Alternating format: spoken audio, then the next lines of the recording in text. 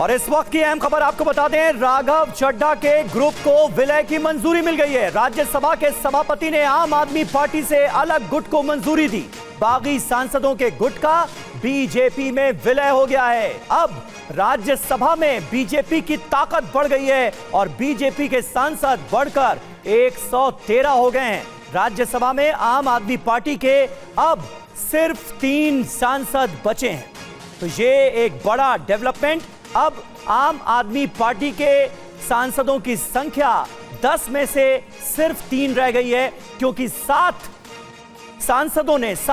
राज्यसभा सांसदों ने आम आदमी पार्टी के बगावत करते हुए बीजेपी ज्वाइन कर ली थी। और अब सभापति से मंजूरी के बाद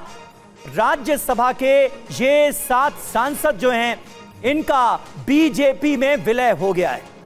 आनंद प्रकाश पांडे हमारे संवाददाता इस वक्त हमारे साथ मौजूद हैं। और आनंद, ये तो होना ही था, इसके आसार तो थे ही, लेकिन निश्चित तौर पर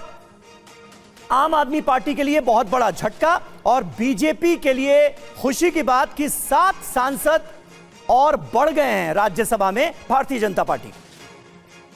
जी बिल्कुल, और ये जो भी कुछ हुआ है सब नियमों के तहत हुआ है, क्योंकि 2/3 अगर किसी पार्टी के सांसद अगर चाहते हैं कि दूसरे गुट में दूसरी पार्टी में शामिल होना चाहते हैं तो वो नियम के मुताबिक वो शामिल हो सकते हैं। और यही सब देखते हुए नियमों के मुताबिक राज्यसभा के सभापति ने जो 7 सांसद आम आदमी पार्टी के हैं, जिसमें अशोक कुमार मित्तल हैं, राघव चड्ढा, हरभजन सिंह, संदीप कुमार पाठक, विक्रमजीत सिंह साहनी, स्वाति मालीवाल और राजेंद्र गुप्ता, इन 7 ने एक अलग गुट बनाकर बीजेपी में मर्जर के लिए राज्यसभा के सभापति को लिख कर दिया था। जिसके बाद राज्यसभा के सभापति ने नियमों के मुताबिक उन सभी का जो भी एप्लीकेशन था उसको जांच किया, उनके सिग्नेचर का मिलान किया जो रिकॉर्ड में है राज्यसभा सचिवालय में। और उसके बाद जब उनको लगा कि ये नियमों के तहत इनका एप्लीकेशन है, तो राज्यसभा के सभापति ने आम आदमी पार्टी के 7 सांसदों का जो गुट है उसका बीजेपी के संसदीय दल में विलय को मंजूरी दे दी। और उसके साथ ही साथ जो राज्यसभा की जो सूची है अलग अलग दलों के जो सांसदों की, उसमें जो 7 आम आदमी पार्टी के सांसद थे, अब जो सूची जो अपडेट किया गया है, जो वेबसाइट पर डाला गया, उसमें इन 7 सांसदों को बीजेपी के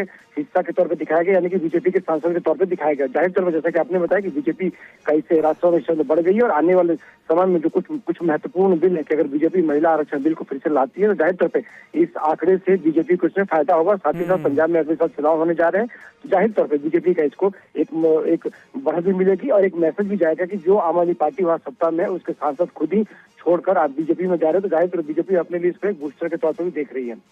आनंद, और इसी के साथ मान लिया जाए कि आम आदमी पार्टी की तरफ से जो इस फैसले को, इस विलय को लेकर जो चैलेंज किया गया था, जो कहा गया था, अब वो सारी बातें खत्म हो गई, अब उनका कोई आधार नहीं बचा, या अभी भी आम आदमी पार्टी जो है वो अपील करेगी और कुछ हो सकता है?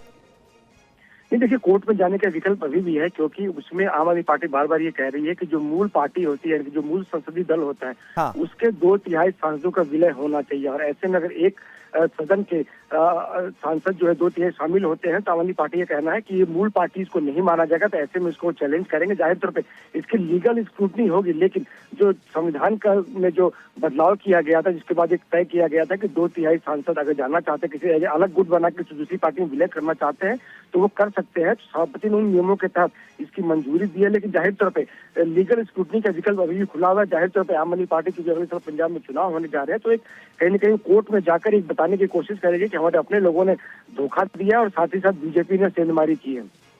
ठीक है, बहुत बहुत शुक्रिया आनंद प्रकाश पांडे आपका हमारे साथ जुड़ने के लिए और यह अहम खबर हम तक पहुंचाने के लिए। अब बीजेपी के राज्यसभा में 113 सांसद हो गए हैं और आम आदमी पार्टी के 10 सांसदों की संख्या घटकर 3 पर आ गई है। तो निश्चित तौर पर आम आदमी पार्टी के लिए बड़ा झटका और बीजेपी के सांसदों की संख्या में राज्यसभा में भी इजाफा हो गया है और यह संख्या बढ़कर 113 तक पहुंच गई।